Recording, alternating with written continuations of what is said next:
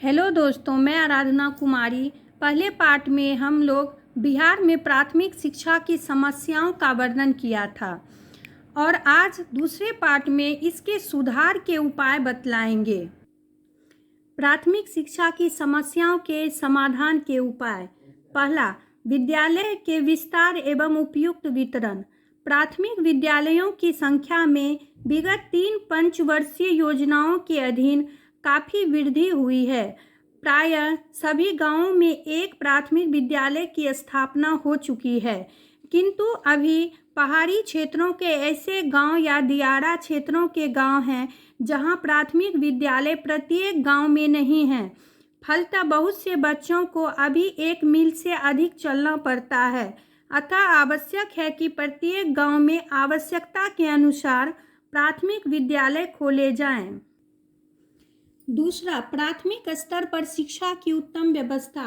यदि प्राथमिक स्तर पर शिक्षा की उत्तम व्यवस्था होगी और सभी व्यक्ति साक्षर बन जाएंगे तो उसमें उच्च शिक्षा प्राप्त करने की भावना उत्पन्न होगी और इस प्रकार उच्च शिक्षा स्वतः उन्नतशील हो जाएगी। इस दृष्टिकोण को ध्यान में रखते हुए भारतीय संविधान में लिखा गया था, राज्य इस संविधान को लागू किए जाने के समय में 10 वर्ष के अंतर्गत सभी बच्चों के लिए जब तक कि वह 14 वर्ष की आयु को पार नहीं कर लेंगे निःशुल्क और अनिवार्य शिक्षा प्राप्त करने का प्रयास करेंगे।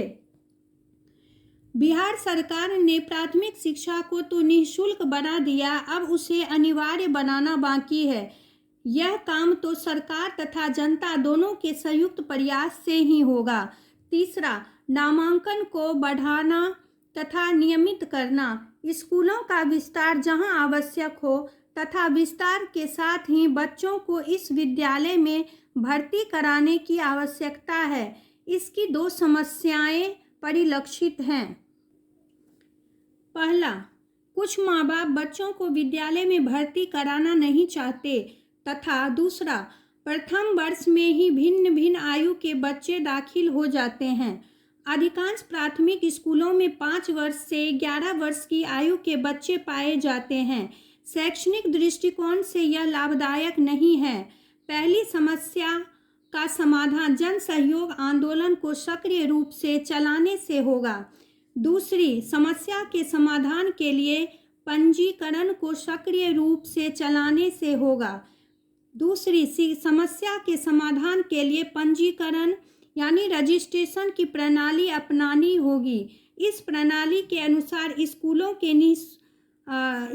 के शिक्षक प्रतिवर्ष बच्चों का पंजीकरण करेंगे जिनकी आयु विद्यालय में प्रवेश की निर्धारित आयु से 1 वर्ष कम या अधिक हो। बच्चों को विद्यालय में प्रवेश कराने में माता पिता तथा स्थानीय जनता का सहयोग बहुत जरूरी है। इस सहयोग को प्राप्त करने के लिए हर संभव उपाय व्यवहार में लाया जाना चाहिए। समझाने बुझाने से लेकर कानूनी व्यवस्थाओं का भी उपयोग आवश्यक पड़ने पर किया जाना चाहिए। चौथा, बच्चों को स्कूलों में शिक्षा की अवधि तक रखना। अनिवार्य शिक्षा की समस्या बच्चों को विद्यालय में नाम लिखवाने से ही नहीं हो जाती। कुछ बच्चे 6 महीना 1 साल पढ़कर ही विद्यालय छोड़ देते हैं। समस्या ज्यों की त्यों बनी रह जाती है। इसके लिए यह आवश्यक है कि एक बार नाम लिखा लेने पर बालक प्राथमिक शिक्षा को पूर्ण अवधि तक विद्यालय में रहें।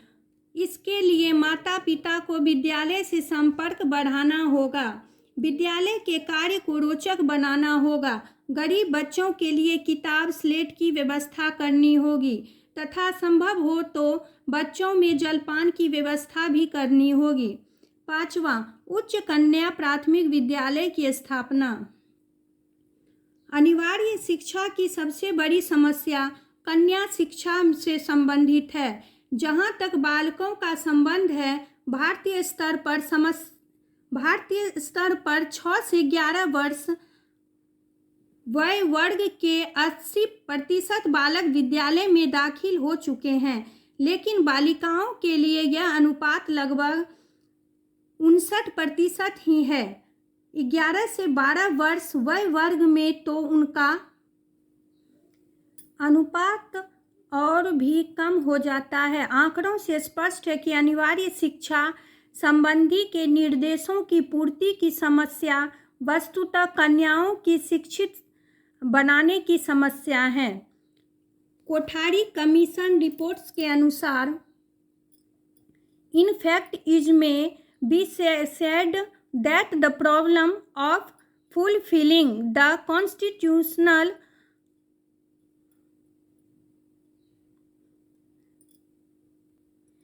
directive is essentially the problem of education of girls।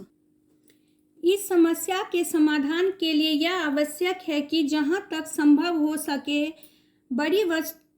बड़ी बस्तियों में कन्याओं के लिए प्राथमिक विद्यालय अलग से खोले जाएं, जिसमें शिक्षाएं अध्यापन करें।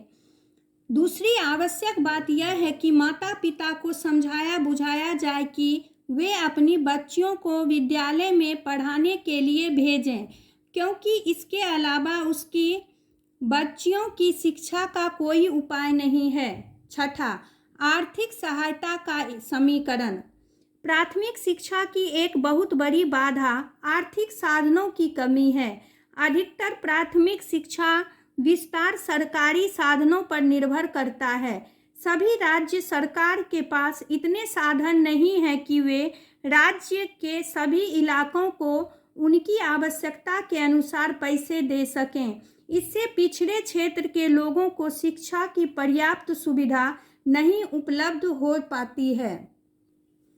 अतः यह आवश्यक है कि पहला, राज्य सरकार पिछड़े क्षेत्रों पर उन्नत क्षेत्र की अपेक्षा अधिक खर्च करे।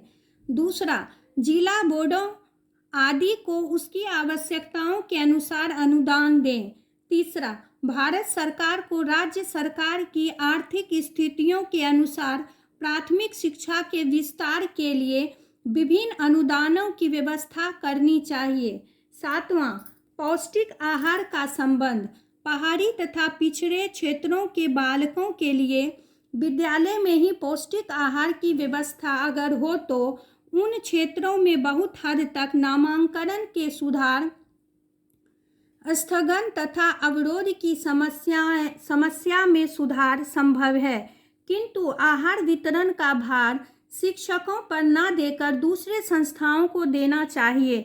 शिक्षकों तथा प्रखंड शिक्षा पदाधिकारियों पर इसका भार देने पर दुष्परिणाम बिहार अनुभव कर चुका है।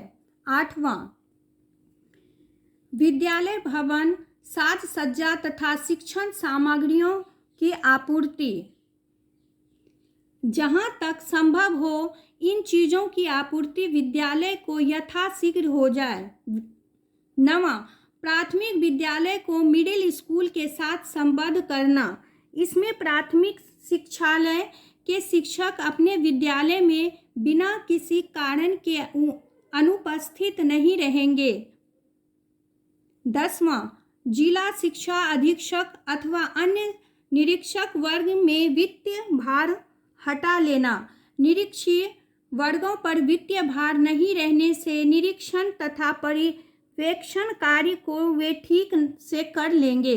11वां, राज्य में पूर्व प्राथमिक शिक्षा का प्रसार। अगर राज्य में सरकार द्वारा आदर्श रूप से पूर्व प्राथमिक विद्यालय खुले, उसका अनुकूल प्रभाव प्राथमिक शिक्षा पर भी पड़ेगा, जिससे प्राथमिक शिक्षालयों की गुणवत्ता विकास होगा तथा प्रथम वर्ग के अनावश्यक रूप से बढ़ने से बालकों का भार स्वतः दूर हो जाएगा। अभिभावकों का ध्यान विद्यालय विकास की ओर चला जाएगा, जिससे समाज से मिलने वाला लाभ उस क्षेत्र के प्राथमिक विद्यालय को मिल जाएगा। दोस्तों, अगर मेरी यह वीडियो अच्छी लगी हो तो प्लीज़ सब्सक्राइब और लाइक करें।